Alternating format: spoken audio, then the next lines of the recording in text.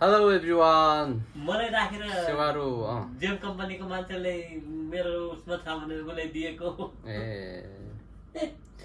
सेवारो नमस्ते तपाईहरुलाई धेरै धेरै स्वागत छ एकछिनसा ब्लगमा यता छ हाम्रो mister Sunil Tharu PUBG lovers अनि भुन्टी लभर्स अनि म छु यता भात लभर्स सिता भात लिएर आएको छु आजको भात यस्तो छ आज के लिएर आयो चाम्चा छ अलिअलि छ कालो कालो दाल पर्ला दाल भात चना छ र यहाँ अलिकति बिटरुटको सलाद छ बिटरुटको सलाद खानुपर्छ है यस्तो छ बिटरुटको सलाद ड्युटी भएर अरे ड्युटी भएर अहिले चाहिँ हामी चाहिँ कुवेतमा छौँ है एकदम चिसो भर्खरै फ्रिजदेखि झिकेर ल्याएको यसलाई चाहिँ के गर्नुपर्छ भने दालमा हालिराख्नुपर्छ यहाँनिर दालमा अनि अलिक त्यो चिसो कम्ती हुन्छ नि त नभए त चिसो पनि खान सकिँदैन एकदम ब्लड बढाउँछ नि त बिटरुटले ल चिसो छ चिसो चाहिँ अब साथीले चाहिँ खान्छ खाँदैन के गर्छ उसको लागि यो भयो अब हेर्नुहोस् त यस्तो पारामा राखिएको छु आज कति तारिक हो 16 भोलि 17 त्यो मेरो एउटा मईको पनि भोलिसम्म मात्रै डेट छ त्यसलाई पनि खाइहाल्नु पर्ला बिटरुट छ अनि यहाँभित्र चाहिँ चना पनि छ ल यसो गरेर चाहिँ यसलाई अलिक तताएको हो अनि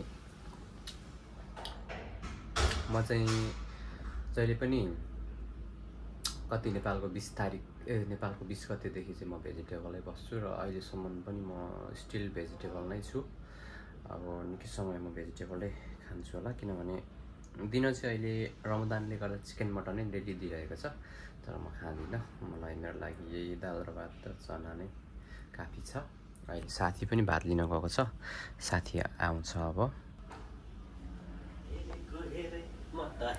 ल हिरोको इन्ट्री भयो है हिरोको इन्ट्री भयो ताता पनि भेटाएनौ ए ल अब चाहिँ खानुपर्छ खानुभन्दा अगाडि सुनेर राख्नुपर्छ भाइको तातो पनि खानुपर्छ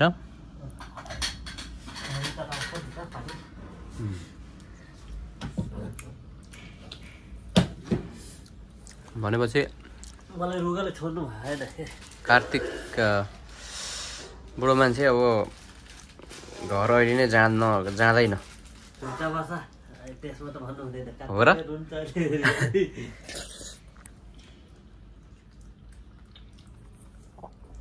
के हुन्छ र भन्दा बिचरा बुढो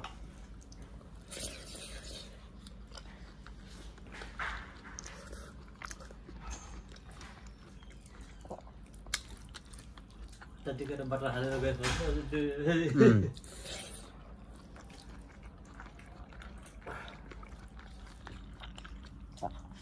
सिधै भन्नु नि बटर हालेर होइन भाइ हिम्मत हुनुपर्छ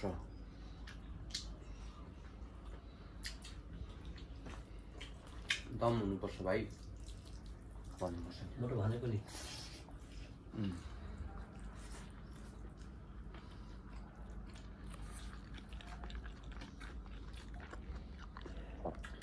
पहिला जति भनेको टक्कै नै भनेको चुपचाप लाग्यो डराउँछ ऊ अनि त्यस्तै होइन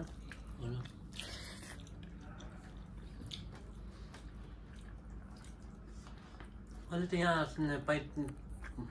65 वर्षसम्मकोले राख्छ अरे नेम भएको छ अरे है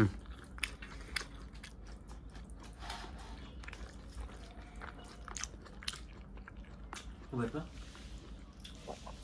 त्यो बुढो त त्यत्रो त पुगेको छैन नि त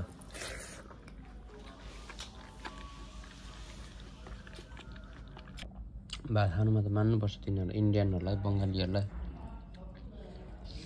नेपालीहरूलाई भात अलिक थोर खाने होइन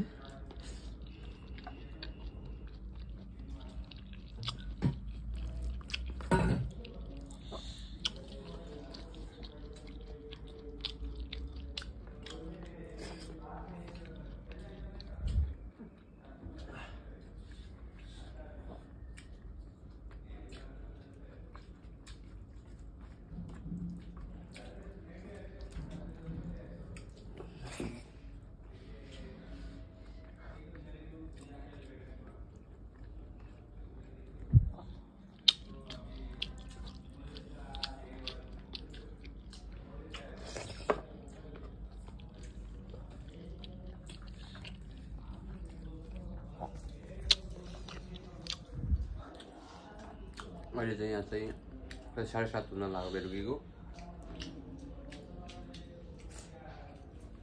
यो चाहिँ बेलुकीको खाना हो। तर तिमीले चाहिँ बडो थोरै खान थालेछौ यार हिजो आज खाना।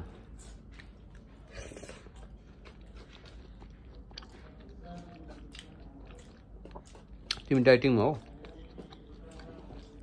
उसको चाहिँ पेट बढो भनेर भात एकदम थोरै खान्छ होइन। पेट बढो भनेर ऊ एकदम थोरै भात खान्छ। चनाले राख्थ्यो धेरै।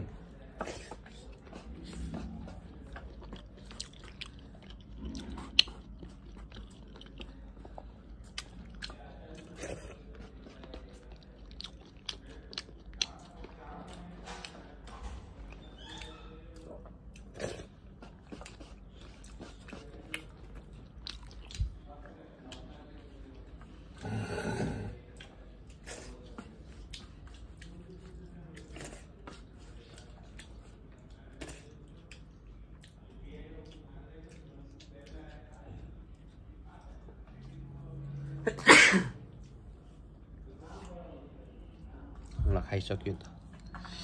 यो चाहिँ अलिकति उबारेको।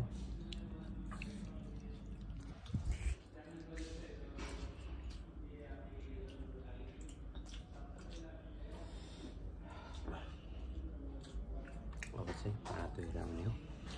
प्लास्टिक पनि रेडी गरेको छैन आज त। कचडा हाल्ने प्लास्टिक। उत्तरमा कहाँको उत्तर? तिमी काम गर्दैन भनेको। अरे चिकन काट्दै छौ? अरे अनि के त्यसमा के पायौ? चिकनको हालत देखेछौ त्यहाँ? चिकन राम्रो हुन्छ त। हुन्छ राम्रो। त्यस्तो नराम्रो त हुँदैन त। पहिलेको चिकन तिमी सस त्यो रातो न हरियो न पहेँलो न सरेर कस्तो देखिन्छ। अनि मलाई त खानै खिन लाग्यो। होइन होला त्यस्तो साह्रो त। भोलि देख्यो भने त्यो तिम्रो भिडियो खिचेर पठाइदिन्छु। हेर न कस्तो लाग्छ। तिमीहरूकोमा त झन् अझ स्पेसल हुन्छ त। होइन चिकनको त अब प्लास्टिकमा त स्पेसल हुनै हुन्छ नि त। प्यालै कागजको हुन्छ रातो होइन। तर पनि त्यसको पखेटा हेर्दाखेरि कस्तो कोहिएको के निलो निलो टाइपको के खानै मन नलाग्ने के।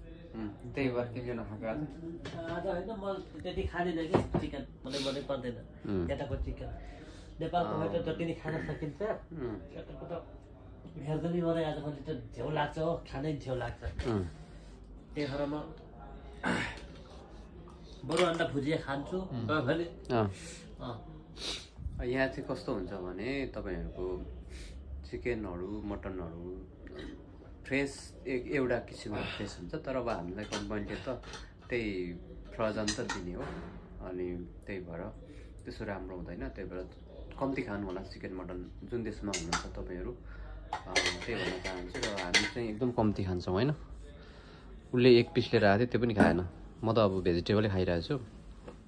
किनभने मलाई त अब चना भएपछि त अब किन त्यो चिकन मटन खाने र त्यही हो। अनि धेरै धेरै धन्यवाद साथीभाइहरू भिडियो सुरुदेखि अन्तिमसम्म हेर्नु भएकोमा।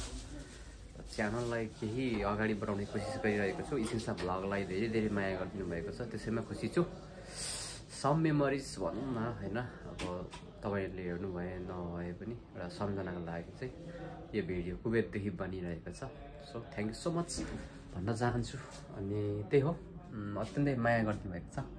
जसो गर जे गर जतासुकै लैजाऊ मलाई यो मन त मेरो नेपाली हो। जस्तो गरेको नेपाली हो।